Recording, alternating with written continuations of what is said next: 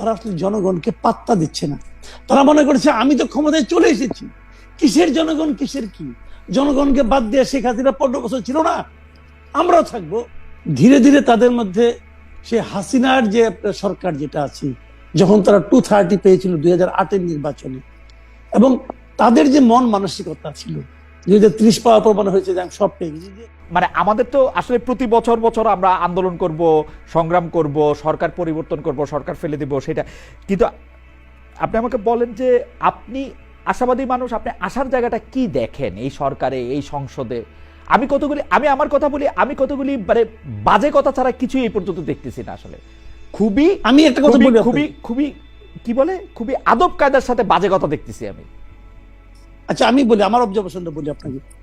এটা হলো কি জানেন, আমি কিছু যদি মানে আমি হয়তো বলবো এত তাড়াতাড়ি এত শক্ত কথা বলা ঠিক কিনা, আমি কিন্তু ধীরে ধীরে তাদের মধ্যে সে হাসিনার যে সরকার যেটা আছে, যখন তারা 230 পেয়েছিল 2008-এর নির্বাচনে, এবং তাদের যে মন মানসিকতা ছিল 2030 পাওয়ার পর মনে হয়েছে যে আমি সব পেয়ে গেছি। যে একটা বিখ্যাত গান আছে না অনুপমের, যে সব পেলে নষ্ট জীবন, এখানেও তাই হয়েছে।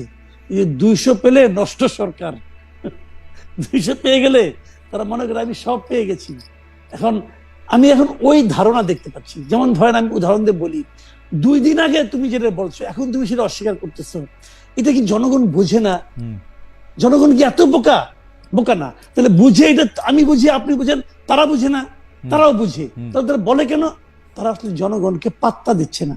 তারা মনে করছে আমি তো ক্ষমতায় চলে এসেছি, কিসের জনগণ কিসের কি, জনগণকে বাদ দিয়ে শেখ হাসিনা 15 বছর ছিল না, আমরাও থাকবো। তো 15 বছর থাকলে তো হয়েই গেল, আর কি লাগে? এই মানসিকতা তাদের কারো কারোর মধ্যে ভর করেছে কিনা আমার সন্দেহ হচ্ছে কিন্তু।